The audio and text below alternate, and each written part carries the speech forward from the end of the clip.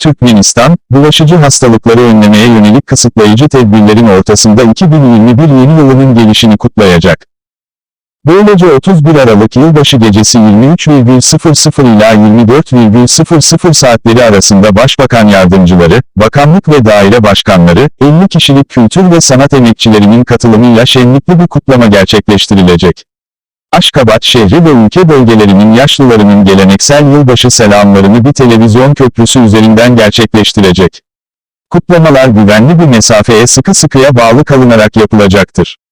Ayrıca bölgedeki ve dünyadaki zorlu epidemiyolojik durum dikkate alınarak Türkmenistan Devlet Sörkeyni'ndeki meydanda Yeğle-Han Parkı'nda yeni yıl kutlamaları ile Aşgabat ve bölge yönetim merkezlerinde sanat ustalarının şenlikli konserleri 31 Aralık akşamı planlanan iptal edildi. Kanalıma abone olmayı ve bildirim zilini açmayı unutmayınız.